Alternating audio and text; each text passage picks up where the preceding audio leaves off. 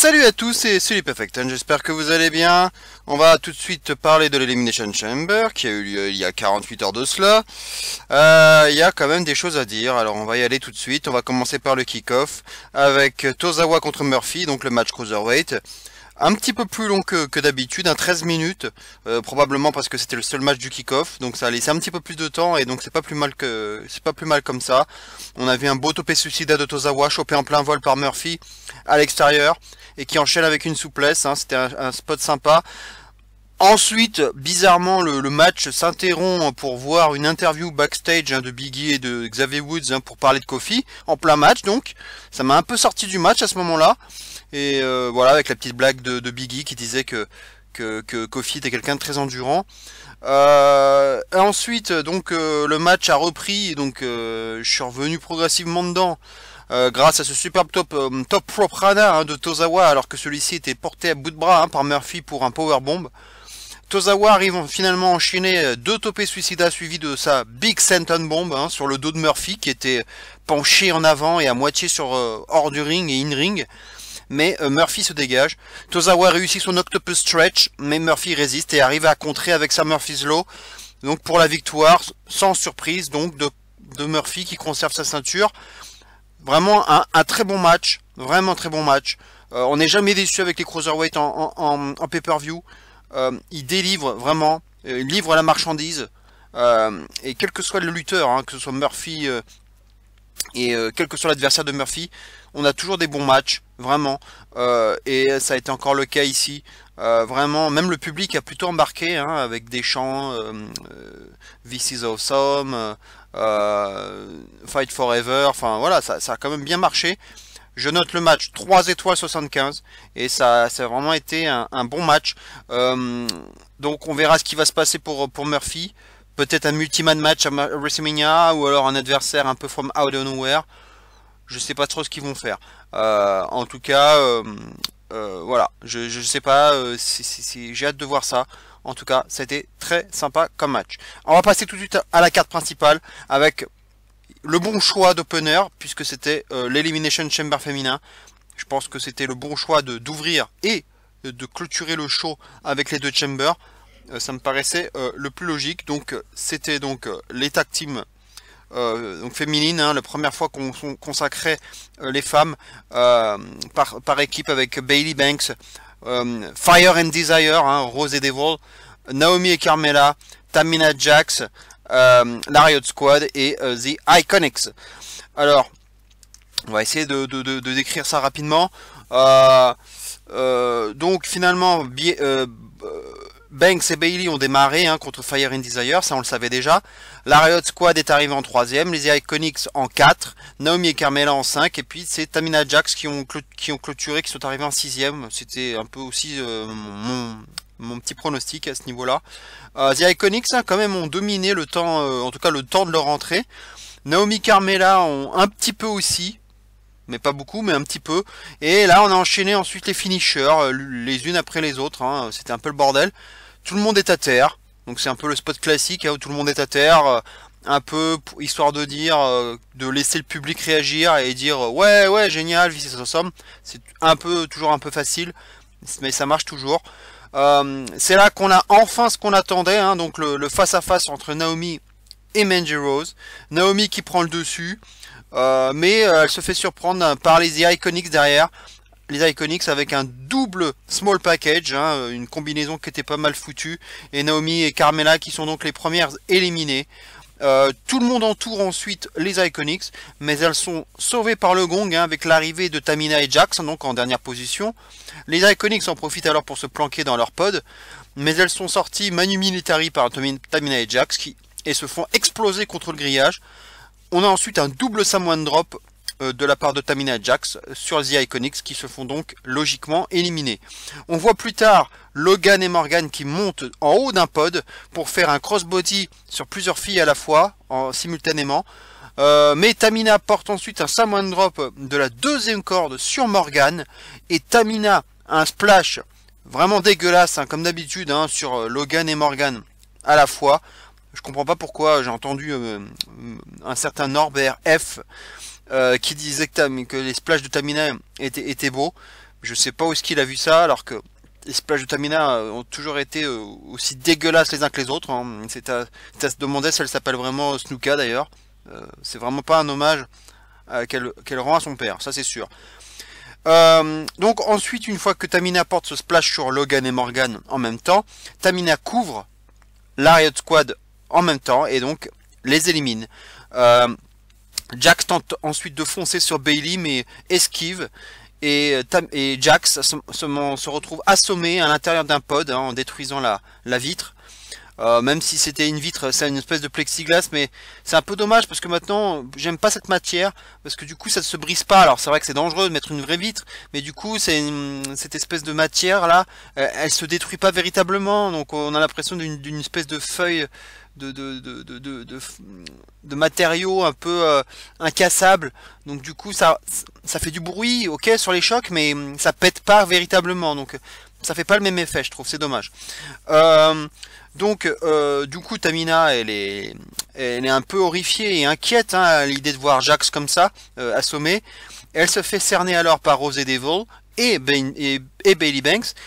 Météora de la part de Banks, puis descend du coup de Bayley. Les 4 filles couvrent Tamina à la fois pour l'élimination de Tamina donc et de Nia Jax par la même occasion.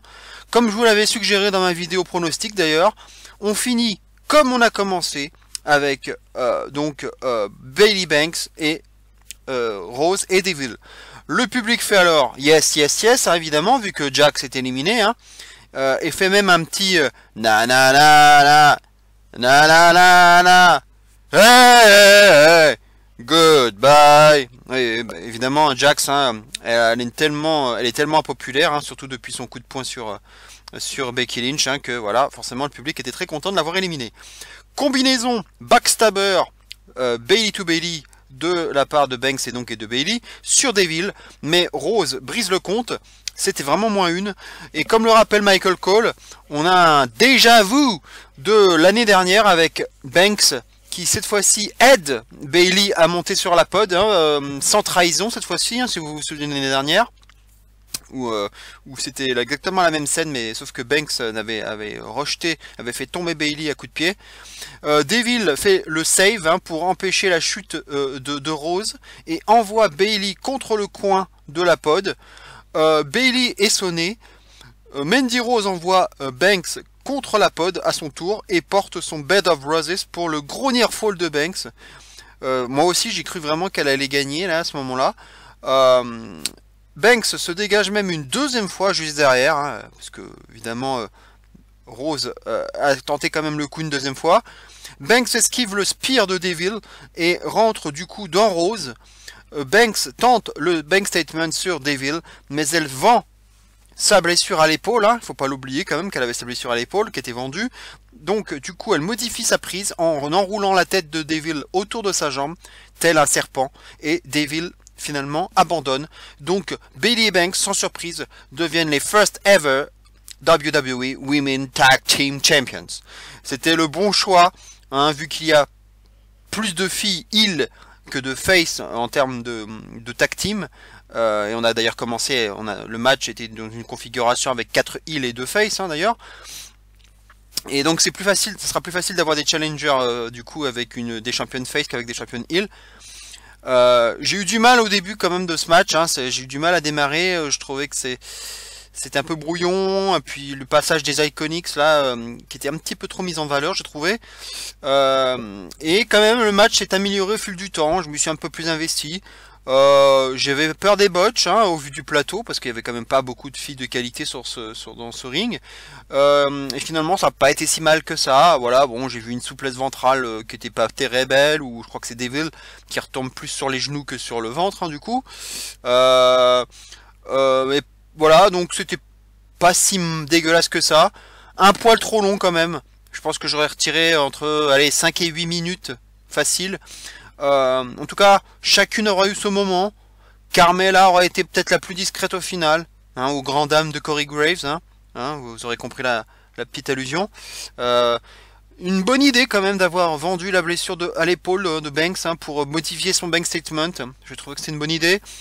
Et puis voilà, le pin cette combinaison, une espèce de double petit paquet là pour éliminer Naomi. C'était plutôt pas mal de la part des The Iconics, que j'ai trouvé un peu meilleur que d'habitude, on va dire, avec une belle exposition, n'ont pas été trop ridicules, même si ça reste très limité in ring, hein, on le sait. Tamina, j'en parle même pas. Il y a eu une petite interview post-match de la part de Bayley Banks.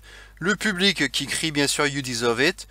Donc une victoire qui quand même fait consensus auprès du public. Une victoire qui plaît. Peut-être donc du coup pour Trish et Lita, pour WrestleMania à l'avenir, comme elle l'avait dit depuis longtemps, qu'elles aimeraient bien les affronter. Mais c'est vrai que ça manquait de suspense au final, parce que c'est quand même, ça fait de nombreux mois qu'on pense que Bayley et Banks seront les premières championnes tag team, et au final ça n'a pas loupé. Et puis voilà, elles ont commencé en numéro 1, donc forcément c'était un peu le parcours héroïque. C'est aussi du grand classique. Donc la note, je donnais un petit 3 étoiles, donc note encourageante pour ce premier Elimination Chamber en tag team féminin de l'histoire. Ça a quand même été correct, voilà. Pas fameux, il y a des imprécisions évidemment, il a manqué de suspense, ça a manqué de spots marquants aussi. Voilà, ça aurait pu être bien meilleur, mais j'ai été, on va dire, globalement satisfait. Voilà, ça a fait le café, on va dire. Voilà. Allez, on va passer tout de suite au match suivant, puisque c'était le match tag team pour les championnats de SmackDown entre Mac and Miz, comme vous voulez, et les Usos. Un match de 14 minutes.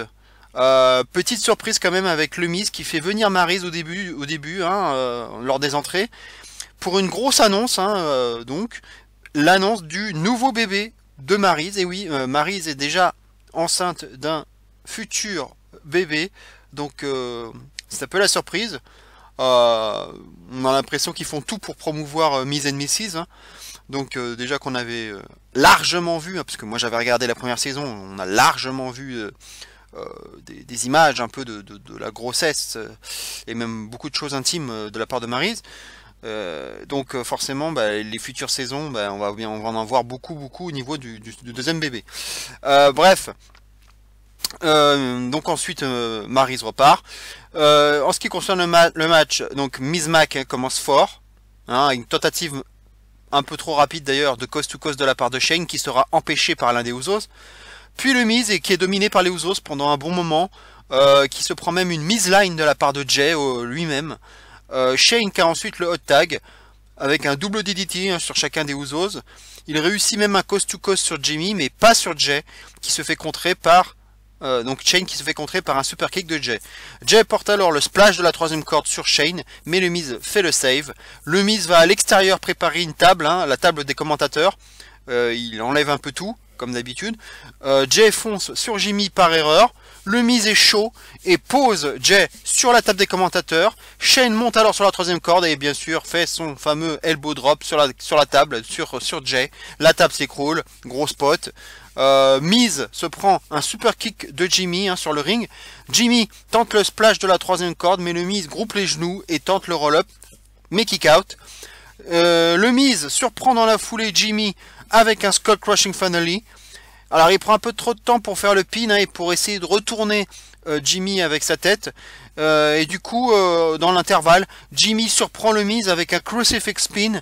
Et surprise, puisque du coup, il arrive à couvrir jusqu'à 3 les épaules du Miz. Et oui, les Usos sont les nouveaux champions tag team de SmackDown. Comme je vous disais, l'effet divers de mon cul, ça change absolument rien. Et comme je vous avais dit l'année dernière, donc c'était contre Shelton Benjamin et Chad Gable que les Usos avaient combattu. Et à ce moment-là, il y avait Jay qui avait eu aussi un fait divers lié à l'alcool, si je ne me trompe pas, et ça n'avait pas empêché les Usos de gagner. Donc voilà, les faits divers, ça ne change absolument rien. Les Usos sont champions. Franchement, je suis pas d'accord avec ce choix, qui aurait été d'ailleurs ma seule erreur de la soirée au niveau des pronostics. J'aurais pas changé les titres tout de suite. 3 semaines de règne, c'est beaucoup trop court pour Miz and Mac. Ça m'étonne. Autant faire un petit run afin de continuer l'histoire. Là, c'était un peu abrupt d'avoir un règne de juste 3 semaines. Voilà, c'est dommage. Je pense qu'il aurait mieux fallu que ça se passe à Fastlane, hein, la perte des titres, et le split à ce moment-là. Miz et Shane, hein, donc du coup après repartent bras dessous vers les vestiaires après le match. C'est vrai que là, à ce moment-là, on peut penser qu'il va y avoir un turn ou que le Miz va se retourner contre Shane, voire l'inverse, mais là ça aurait été un peu moins probable. Et puis finalement, il ne se passe rien. On en reste là. Et c'est peut-être mieux ainsi, hein, d'ailleurs, de pas tout nous réserver. Déjà qu'on a la perte des titres qui est un peu surprise. Alors si en plus on nous réserve le turn, ça aurait été un peu beaucoup. En tout cas, le match, je l'ai trouvé meilleur que le match contre The Bar au Rumble, un peu meilleur. Probablement dû au fait que les Usos arrivent toujours à imprimer et imposer un tempo vraiment meilleur, hein, plus important qu'avec The Bar. Et je pense que c'est ça qui m'a permis d'investir dans le match. Voilà, et puis c'est toujours spectaculaire avec les Usos. Donc le match est rendu agréable au final. Même si c'est du classique avec Shane, hein, qui fait toujours ses 3-4 prises habituelles, son coast to coast à descendre du coude sur la table des commentateurs, ses petits moulinets. Pas trop de MMA cette fois-ci, contrairement au match du Rumble, tant mieux d'ailleurs. Mais voilà, c'est assez limité, on le sait. Le rythme, donc la folie de Usos, hein, donc voilà, m'ont beaucoup aidé, je pense, à apprécier globalement le match. 3 étoiles, voilà, pour la note. Plus tard en coulisses, on aura vu le Miz, hein, qui se dit désolé et honteux pour ce résultat. Il commence à s'énerver, à tout renverser. Shane essaye de le calmer et puis lui dit de rentrer chez lui et qu'ils se reverront mardi prochain. Donc cette nuit, hein, puisqu'on est mardi. Donc on va voir ce qui va se passer à SmackDown. Est-ce que ça va splitter tout de suite pour lancer quelque chose à WrestleMania ou pas encore? Les rematchs, donc on sait qu'il n'y en a plus forcément, donc on sait pas, je suis pas sûr qu'il y ait de rematch du coup face aux Usos. Voilà, donc le match correct à nouveau, mais pas non plus d'un très haut niveau. Ça se laissait regarder, c'était agréable. Voilà, genre, je peux pas en dire plus. Voilà, et la durée était correcte, un petit 14 minutes. C'était très bien comme ça. On va passer au match suivant. C'était donc un match entre Finn Balor et Lio Rush et Bobby Lashley dans un handicap match pour le titre intercontinental. Un match de seulement 9 minutes. 9 minutes. Dieu merci, Balor n'est pas arrivé en démon, hein, ça aurait été juste n'importe quoi, et c'est tant mieux. Hein, tant mieux. Après une interview en coulisses, hein, qu'on avait vu avant le match, puis pendant le match, avec un pin par derrière de Rush sur Lashley, bah, il est intéressant de noter, pas un pin mais un tag par derrière de Rush sur Lashley. Il est intéressant quand même de noter qu'on nous montre un début de dissension à ce moment-là entre Rush et Lashley. L'interview backstage l'a montré un petit peu aussi. Avec un Rush qui cherche un peu trop à prendre la lumière. Balor arrive à porter un double topé con Hilo, puis un coup de grâce sur Lio Rush. Voilà, bah à ce moment-là, Balor s'impose déjà, hein, alors que je m'attendais à un save de Lashley au moins quand même. Et bah même pas. Il s'impose comme ça avec ce coup de grâce. Et donc comme je vous l'avais pronostiqué, hein, j'avais pris ce petit risque. J'avais donné la victoire à Balor et effectivement il a bien remporté ce titre intercontinental, le premier de sa carrière, ce premier titre intercontinental. Et Rush était bien là pour prendre le pin, hein, enfin en tout cas c'est ce que je vous avais suggéré et soumis comme hypothèse. Balor était assez vendu comme underdog en plus, hein, un peu comme Lesnar, comme face à Lesnar mais dans une moindre mesure. Notamment justement dans cette interview pré-match et la dissension entre Lashley et Rush, qui sentait bon du coup la victoire de Balor. C'est vrai que donc du coup ce côté un peu against all odds, hein, contre toute attente, c'est la WWE aime bien faire ça et voilà. Et cette interview backstage montrait un peu ça, un Balor qui n'avait absolument aucune chance de s'imposer face aux deux hommes et évidemment il l'a finalement gagné. Lashley donc est énervé, hein, et sur le point de s'en prendre à Rush. Le public pop à ce moment-là, mais Lashley abandonne et le public hue forcément. Mais Lashley finit par relever Lio Rush et il lui porte finalement son espèce de choc slam là et se casse. Donc du coup c'est quand même une surprise avec cette rupture entre les deux. D'autant plus que c'est une alliance relativement récente qui avait permis un petit peu de relancer Lashley. et surtout d'avoir quelqu'un qui pouvait faire ses promos à sa place, puisque Lashley niveau promo il n'existe quasiment pas, hein, il en fait pas, il est pas bon du tout au micro. Et puis Lio Rush, malgré son jeune âge, il a quand même une certaine qualité au micro, une certaine aisance. Donc ça permettait de relancer un peu Lashley, et donc ce duo fonctionnait relativement bien. Et donc c'est un peu étonnant. C'est un peu étonnant cette rupture. Je m'y attendais pas du tout. À ce moment-là, je me suis dit qu'il y avait peut-être un face turn potentiel de Lashley pour un plan à WrestleMania. Bon, et finalement, on verra plus tard que ça n'a pas été le cas. Maintenant, comme je vous le disais, Lashley n'a pas pris le pin, donc la possibilité d'un rematch à Fastlane n'est pas à exclure, hein, on verra bien. Ma note, seulement 2 étoiles, je peux pas donner plus, hein. Le match était court, plutôt ennuyeux au final, avec une fin assez soudaine. Hein, c'est vrai que moi je m'attendais pas à ce que ce match se termine comme ça. Donc le match n'était pas d'une très très grande qualité, donc voilà, 2 étoiles, je peux pas donner plus. Match suivant, donc le match entre Ronda Rousey et Ruby Riott pour le titre féminin de Raw. On remontre les images du live show de la veille, hein, avec Charlotte qui aggrave la blessure à la jambe de Becky Lynch. Je vous en avais parlé dans ma vidéo pronostic, hein, donc c'était quelque chose qui venait de se passer la veille. Ça pouvait être un petit spoiler de ce qui allait se passer d'ailleurs, parce qu'en plus c'est très étonnant de montrer des images d'un live show, hein, ça n'arrive quasiment jamais, et puis surtout en pay-per-view. Charlotte donc vient sur le ring, hein, comme elle l'avait annoncé, hein. Elle avait dit qu'elle serait ringside. Charlotte fait alors une petite promo heel, hein, pour dire en interview, pour dire qu'elle est la meilleure de la WWE et qu'elle est fière d'être à WrestleMania. Donc bien sûr elle en rajoute pour bien se prendre une grosse hit. Ruby Riott arrive seule sur le ring.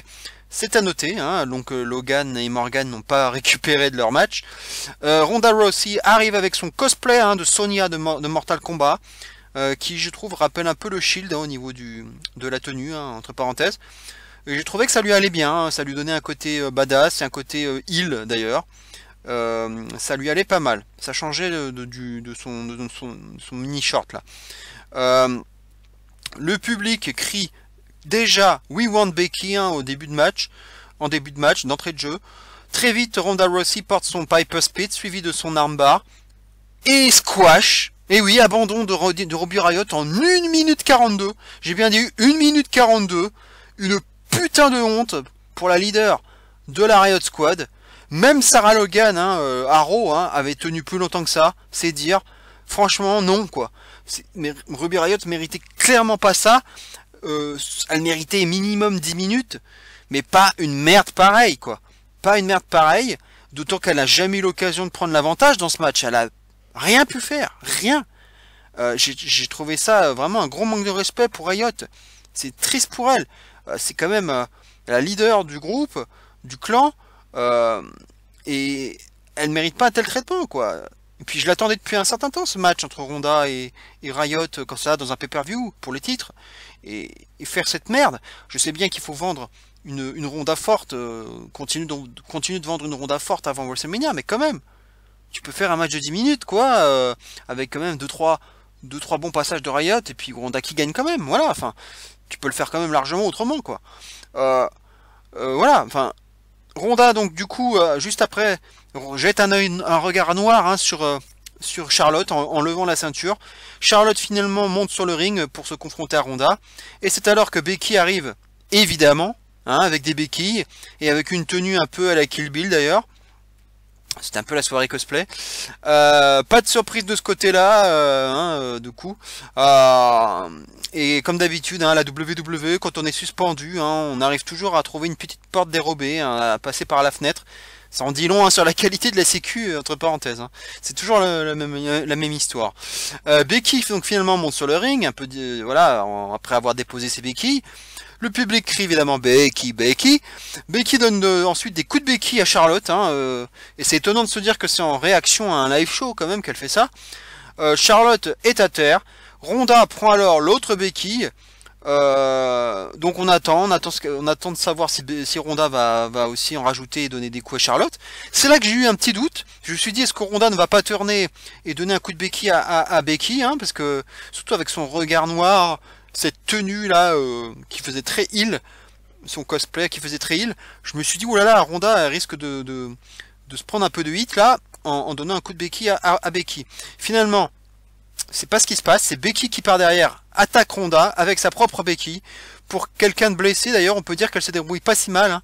Je trouvais qu'elle avait pas très bien vendu sa blessure au genou. Hein. Voilà, je trouvais que c'était pas très bien fait. La Sécu décide enfin alors d'arriver, d'intervenir. Becky sourit et obtempère pour sortir, les mains dans le dos, hein, comme si elle était monottée, accompagnée par la Sécu. Voilà, si vous doutez encore, si vous doutiez du triple threat match à WrestleMania après ça, je peux plus rien faire pour vous là. Note du match, 0,25. 0,25, je peux même pas donner. J'aurais même pu donner 0. Enfin, il y a rien eu.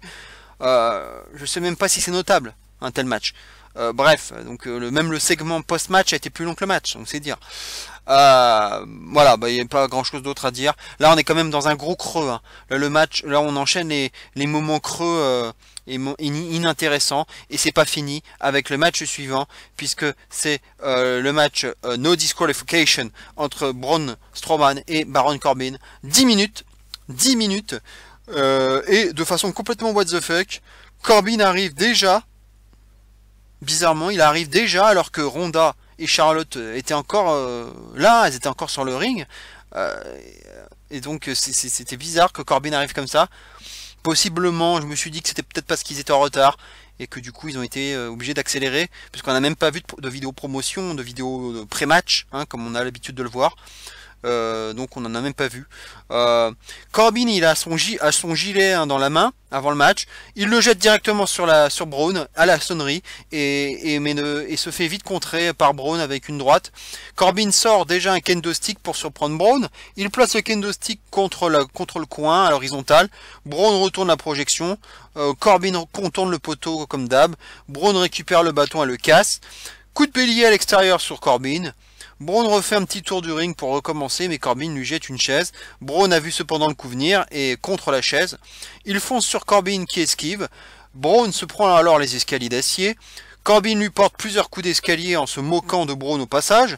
Braun reprend le dessus et va chercher une table sous le ring pour la poser contre le coin. Il porte alors un running power slam sur la table qui se détruit littéralement. Et c'est là qu'évidemment on s'en doutait. La musique de Drew McIntyre retentit il arrive avec une chaise à la main.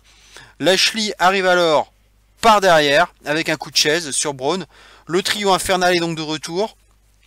Et donc comme je vous disais tout à l'heure, hein, j'avais un mini soupçon éventuellement de face turn de Lashley, et ben ça a été vite effacé. Le spear de Lashley sur Braun ensuite. Lashley et Drew McIntyre qui ramènent les steel steps hein, sur le ring à la demande de Corbin. Braun tente de réagir quand même en serrant le cou de Lashley et de Drew à la fois, mais Corbin arrive par derrière avec un coup de chaise. Ensuite un gros Claymore kick de Drew sur Braun. Deux tables qui sont posées l'une sur l'autre hein, sur le ring. On se la joue Shield style avec ce triple powerbomb sur Braun directement sur les deux tables qui s'écroulent. Corbin porte alors le pin tranquillou et la victoire donc de Baron Corbin. Je vous l'avais dit, il fallait jouer la surprise.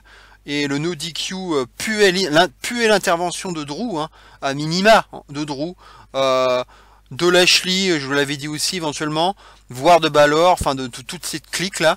La seule surprise que je n'ai pas compris, c'est l'absence de Kurt Angle. Mais où il était? Il est censé être un peu en feud avec tous ces hommes là, quoi. Donc je comprends pas pourquoi il était pas là. Du coup, Braun il s'est retrouvé tout seul là face à ce trio. Quelque part on peut se dire aussi que l'humiliation de Corbin à TLC a été réparée aussi hein. Un match de 10 minutes aussi qui a permis aussi d'avoir le match qui n'a pas eu lieu à TLC hein, d'avoir un peu de durée et en utilisant quand même des armes, donc pour faire un peu comme si c'était un TLC hein, avec comme par hasard l'utilisation de table, l'utilisation un peu de chaises et même d'escalier. Donc il y a un petit côté TLC on va dire.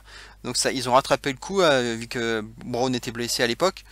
Et donc oui, quand même une petite surprise, mais bon, pas pour moi, je vous l'avais dit. Et donc là, après ça, on peut se dire que la rumeur d'un match, hein, je vous en avais parlé, entre Drew McIntyre et Braun Strowman à WrestleMania est maintenant plus que potentiel et plus que vérifié. Le doute hein, n'est vraiment plus permis, je pense. Donc on risque d'avoir ce match. Peut-on parler de match d'ailleurs, hein, à nouveau on enchaîne un non-match, hein, on est en plein dans le creux du pay-per-view. Mais hélas, il n'y a plus que le main event derrière. Hein. Il y a déjà plus que le main event. Et la note, ben, 1,5 étoile. Hein. 1,5 étoile. On a alors, avant le main event, une entrée surprise de Lacey Evans, hein, qui fait quelques pas, puis repart. Voilà. C'était vraiment très intéressant. Je n'ai absolument rien compris à ce passage, où elle arrive et elle repart. D'accord. Ça me rappelle ce qu'avait fait Randy Orton il y a quelques temps. Tu viens et tu repars. Ok. Très bien. Bref, si tu veux. On passe directement donc au main event. Donc l'Elimination Chamber masculin, sans surprise. Donc c'est ce qui a clôturé le show. Un Elimination Chamber qui aura duré 36 minutes et 36 secondes. Je vous avais pas donné la durée, je crois, du Chamber féminin. 33 minutes, donc juste 3 minutes de moins. Hein, donc finalement, des durées assez équivalentes. Au niveau donc du déroulé du match, on a d'abord Bryan qui arrive en dernier, hein, accompagné d'Eric Rowan. Il nous fait une petite promo hein, pour se plaindre d'être évidemment le numéro 1 du Chamber match. Les arbitres demandent à ce moment-là à Eric Rowan de partir. Bryan évidemment rage comme jamais et rappelle que tout le monde a besoin de Daniel Bryan et qu'il restera champion. Bryan affronte alors Joe hein, pour commencer. Donc Bryan est le numéro 1 et Samoa Joe le numéro 2. Bryan fuit tout de suite et se prend un knee-bar, puis plusieurs chops de la part de Joe. On attend alors le troisième entrant. Une bizarrerie d'ailleurs, c'est ça que j'ai trouvé bizarre, c'est que lorsqu'on s'aperçoit que les lumières qui clignotent, hein, pour montrer un peu le côté aléatoire pour désigner les prochains participants, on s'aperçoit que les lumières clignotent aussi sur Randy Orton, alors qu'on sait déjà qu'Orton va arriver en dernier, donc j'ai trouvé ça un peu bizarre. Bref, Kofi arrive alors du coup en troisième sous une grosse pop hein, après ce magnifique gauntlet match du mardi dernier. Il arrive pour redonner un peu de dynamisme au match. Bryan fuit alors Samoa Joe en montant sur une pod. Il finit même par s'y asseoir. Et Kofi est projeté par Joe et rejoint Bryan en haut de la pod. Échange de coups en ce moment-là. Bryan en funambule s'enfuit par le grillage, pourchassé par Kofi. Joe redescend Bryan. Kofi se laisse alors redescendre du grillage en arrière, directement sur Bryan et Joe. Hein, le monkey spot que je vous avais prédit, hein, c'était un peu à ça aussi que servait Kofi dans ce genre de match, hein, pour ses capacités aériennes. Et c'est forcément quand on a ce genre de structure, ça sert forcément. Le public qui crie alors à ce moment-là Kofi, Kofi, Kofi. Et AJ Styles arrive alors en 4ème position et enchaîne vite avec notamment un double DDT sur Bryan et Kofi, puis 2 Phenomenal Forearm, un sur Joe et un sur Bryan hein, qui était suspendu au grillage. Joe porte sa coquina clutch sur Kofi. Kofi s'en sort avec un Joe Breaker et AJ Styles arrive avec un Phenomenal Forearm sur Samoa Joe. Joe est alors le premier éliminé. C'est une petite surprise quand même. Ce pauvre Samoa Joe hein, qui n'arrivera décidément à rien. C'est vraiment dramatique son booking. Je ne comprends pas ce qu'ils font avec Joe. Quoi. Hardy arrive alors en 5ème. Toujours la lumière qui clignote hein, entre Hardy et Orton. De qui se moque-t-on? Je ne comprends pas. Gros spot avec Hardy qui porte une senton bomb hein, du haut du pod sur AJ qui était alors allongé sur le coin. J'ai vraiment eu mal pour lui. C'était évidemment ce qu'on attendait. On attendait le spot aérien aussi de Jeff Hardy. Mais il aura vraiment fait que ça. Puisque Bryan en opportuniste porte un running knee à Jeff Hardy pour l'éliminer. Donc voilà, Hardy sera vraiment venu uniquement pour faire son spot. Pas de surprise donc pour Hardy. AJ Styles porte un double German à Kofi et Bryan de la 2ème corde, alors qu'il avait quand même la tête en bas. Orton arrive enfin en dernier comme prévu, en crevard et avec beaucoup de calme. AJ se prépare pour un Phenomenal Forearm sur Kofi, mais Orton le surprend avec un RKO qui élimine AJ Styles. Donc c'est déjà une petite sensation, même si AJ Styles avait peu de chance de l'emporter. Hein. Mais c'est bien d'avoir un Orton qui élimine AJ au final, si c'est pas l'inverse, parce que ça aurait pu être AJ qui élimine Orton, mais c'était bien d'avoir l'un ou l'autre qui s'élimine mutuellement, puisque ça peut confirmer la tendance d'un AJ versus Orton à WrestleMania, surtout que Orton avait porté un RKO sur AJ lors du Gauntlet match par surprise, donc là ça continue encore et la probabilité d'un match entre les deux à WrestleMania est en train de progresser. Orton porte ensuite un dripping DDT à Kofi de la 3e corde, puis un power slam assez rapide à Bryan. Mais Orton se fait surprendre par un Trouble in Paradise et élimine Orton. Donc Kofi élimine Orton. Ça aussi c'est une belle sensation. Et c'est déjà la finale entre Kofi et Bryan. Donc Kofi nous refait le coup du Gauntlet match avec une grosse perf. Avec un énorme soutien du public pour Kofi évidemment. SOS de Kofi sur Bryan. Mais un dégagement. Le public est vraiment à fond à ce moment-là. Dès que Kofi prend l'avantage, c'est la folie furieuse. Les kick-outs de Bryan mettent tout le monde en PLS. Et vraiment tout le monde croit et tout le monde espère que Kofi va prendre cette ceinture et devenir Grand Slam Champion au passage, puisque c'est quand même la seule ceinture qui lui manque. C'est la ceinture suprême. Kofi tente de projeter Bryan contre le pod, mais Bryan retourne la prise et Kofi prend alors un sale bump contre la vitre. Bryan s'élance et porte un gros running knee sur Kofi. On croit alors que c'est terminé, mais non. Kick out de Kofi, qui est véritablement héroïque dans ce match. Le public exulte. Bryan enchaîne plusieurs stomps sur Kofi. Il est énervé. Il le couvre de stomps, mais nouveau dégagement de Kofi. Bryan s'élance pour un nouveau running knee, mais se fait alors contrer par un Trouble in Paradise. C'est la grande folie. Bryan retourne le tomber. Kick out à nouveau, la caméra montre le public à ce moment-là, on voit rien, et c'est vraiment n'importe quoi. C'est la caméra là qui fait n'importe quoi. Bryan qui porte alors sa label lock, mais avec un bras barré. Kofi va chercher la corde pour briser la prise. Bon, même si c'est un match no DQ sur le principe, mais bon, voilà, ça brise quand même la prise. Bryan s'enfuit à nouveau en grimpant sur un pod. Kofi le rejoint en haut. On retrouve alors une situation déjà vue plus tôt dans le match, lorsque les deux étaient en haut d'un pod. Kofi projette plusieurs fois le crâne de Bryan contre la vitre. Bryan renverse alors la situation en faisant la même chose à Kofi. Personne n'arrive à se faire descendre du pod. Bryan redescend lui-même. Kofi l'y aide avec des coups de pied. Bryan retombe au centre du ring. Kofi se prépare alors pour une grosse descente du haut du pod sur Bryan avec un gros splash. Mais Bryan esquive. Énorme running knee à ce moment-là. Et cette fois-ci, pas de surprise, Bryan l'emporte. Il l'emporte sans surprise. Donc Bryan conserve son titre en étant numéro 1. Donc c'est exactement comme Bayley et Banks. Donc le numéro 1 a vraiment porté chance ce soir-là ou cette année. Mais énorme perf de Kofi Kingston à nouveau. Et vraiment bravo à lui, car même si ça paraissait impossible que Kofi gagne, et je dis bravo à lui, bravo à la WWE, parce que même si ça paraissait impossible que Kofi gagne, ils ont quand même réussi à me faire douter. J'ai vraiment cru que c'était possible finalement que Kofi crée la surprise, alors que en soi ça paraissait pas possible. Bryan était programmé pour conserver sa ceinture. On est à 2 mois à peine de WrestleMania, donc forcément, a priori il peut pas se passer quelque chose. Il peut pas se passer quoi que ce soit. Donc du coup, ça aurait été... Moi j'ai trouvé que ça aurait été dommage que Bryan perde d'ailleurs cette nouvelle ceinture éco-friendly qui venait de créer. Et puis avec cette nouvelle faction, enfin cette mini-faction avec Rowan, ça aurait été dommage de perdre sa ceinture maintenant. Bon, ça n'aurait pas eu de sens. En tout cas voilà, donc Kofi sera vraiment passé tout près d'être Grand Slam Champion. Peut-être une prise de rendez-vous pour plus tard, qui sait. Et en tout cas, j'ai marqué comme un gosse. Ils ont réussi à me faire douter et j'ai pas été le seul, vu de la réaction du public qui paraissait vraiment très déçu. Et comme prévu, donc ce match aurait été le match de la soirée, sans problème. Et avec une belle histoire qu'on nous aura racontée et qui aura vraiment pas mal tourné autour d'un Kofi héroïque.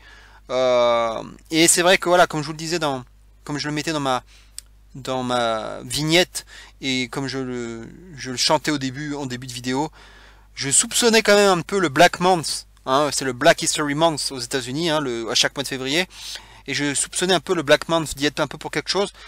Alors certes, c'était pas prévu que ce soit Kofi, à la base c'était Mustafa Ali, mais quand même quand on voit que cette semaine, enfin en tout cas la semaine dernière, Kofi qui avec une performance héroïque au Gauntlet Match et qui nous refait une grosse performance au Chamber, avec au final Biggie et Woods qui viennent chercher Kofi, le ramènent sur ses épaules, les trois qui sont assis sur le bord du ring, déçus.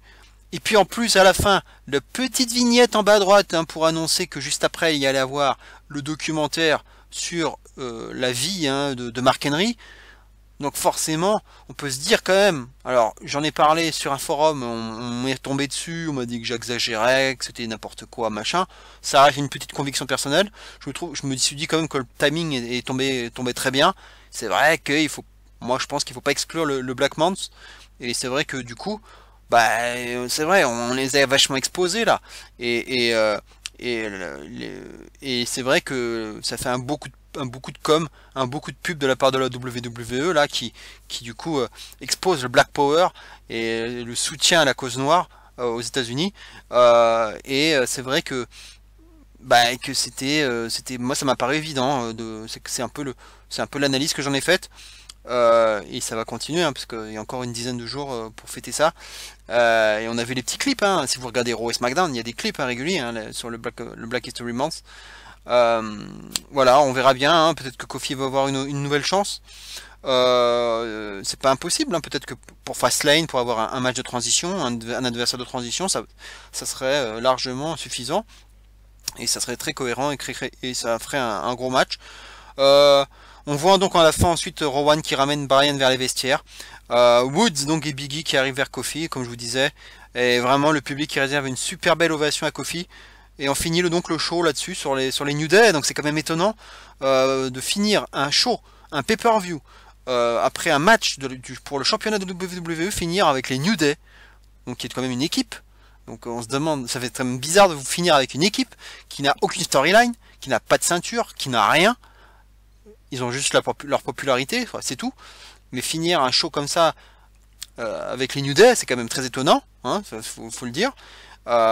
Et c'est vrai que même à ce moment-là, décidément, ça n'aura pas été la première fois de la soirée, mais même à ce moment-là, quand j'ai vu les trois ensemble, j'ai même cru qu'il allait avoir un turn, que Kofi allait se faire matraquer par les deux autres. J'ai les idées mal placées peut-être, et puis ça n'aurait pas eu de sens, on est d'accord, mais j'y ai cru. C'est vrai que, je sais pas, la configuration, la fin du show, pour avoir peut-être un petit shocking moment. Mais bon, maintenant les shocking moments dans le main roster, on n'en a plus quoi. On finit plus les pay-per-view avec des shocking moments, et ça c'est bien dommage. Et du coup, à propos de shocking moment, pas de Bray Wyatt, pas de Luke Harper, pas de Kevin Owens, donc pas d'intervention surprise, ou je sais pas, Lars Sullivan ou qui que ce soit. C'est dommage. Donc on ne sait pas encore ce qui attend Bryan pour la suite, pour WrestleMania notamment, et peut-être pour Fastlane entre les deux.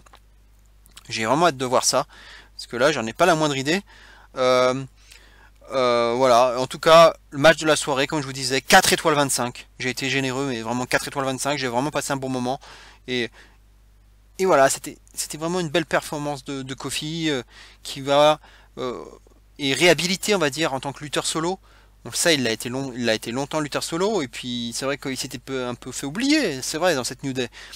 Et c'est bien de rappeler que c'est aussi à la base quand même un lutteur solo de très grande qualité, et on l'a vu. Et voilà, franchement, match très réussi pour ma part. Voilà, on va faire le bilan maintenant. Le bilan, malheureusement, il y a eu un très bon chamber match, donc pour finir, un chamber match au début correct, on va dire, pour des débuts, pour un premier dans l'exercice, pour les tag team féminines, correct, voilà, avec bon, des filles qui n'étaient pas d'un très haut niveau, mais j'ai réussi quand même un petit peu à rentrer dedans, voilà. Mais entre les deux chambers, ça a été compliqué, il y a eu un trop long creux en fait, avec des matchs courts, OSEF, et puis pas de surprise quoi. Pas de surprise, voilà, à part les Usos, voilà, pour moi il y avait rien. J'ai réussi tous mes pronostics à part les Usos. Hein. Donc j'ai pas été surpris par les résultats. Et puis au vu de ce qui se trame à WrestleMania, on pouvait deviner un peu ce qui allait se passer. Voilà, et le show, on est rendu finalement au Moyen-As hein, au final. Je lui donne, si je dois donner des étoiles, je vais lui donner un petit de 25 sur 5. Je lui donne pas la moyenne hein, parce que la majorité des matchs est en dessous. Donc pour moi c'est pas suffisant. On peut rajouter le cruiserweight hein, qui était bien, le main event qui était très bien aussi. Correct pour le chamber féminin, correct pour le Usos Shane McMahon et le Miz. Pour le reste c'était Osef, vraiment Osef. Et de toute façon, voilà, Elimination Chamber, Fastlane, faudra pas s'attendre à des merveilles non plus, hein. En général, les pay-per-view qui sont en pleine road to WrestleMania, bah, il s'y passe pas grand chose et on se fait chier, quoi. Et donc, Fastlane, hein, on verra bien la carte, mais bon, faudra pas s'attendre à de grosses surprises, hein. Ça, faudra pas attendre grand chose. Au niveau qualitatif, à mon avis, on va se faire chier. Voilà donc pour cette review. Bah, j'espère que ça vous plaira. N'hésitez pas surtout à liker, à commenter, à partager cette vidéo au plus grand nombre. Si vous avez des amis qui aiment le catch, qui s'y intéressent, bah dites-leur. Ah, il y a un petit bonhomme là qui s'appelle Sully Perfecton, qui est un passionné, qui analyse, fait des pronostics, voire qui spoil même les résultats des pay-per-view, qui analyse, qui essaie de comprendre, expliquer pourquoi un résultat pourrait se produire, et voilà, et en expliquant, en donnant les motifs, en donnant le max de motifs possible, qui résonne, voilà, qui essaie de raisonner, voilà. Et donc j'essaie de faire de mon mieux pour vous proposer des vidéos de qualité et du contenu de qualité. Donc bah, voilà, faites passer l'information, transmettez. Et voilà, j'aimerais bien me faire un peu ma place parmi tous ces youtubeurs. À très bientôt. Donc on se retrouve bientôt pour une prochaine vidéo, probablement pour parler de Fastlane. Portez-vous bien. Donc une bonne semaine. Et bien sûr, d'ici là, n'oubliez surtout pas Black Power! Et vive le catch. Ciao à tous.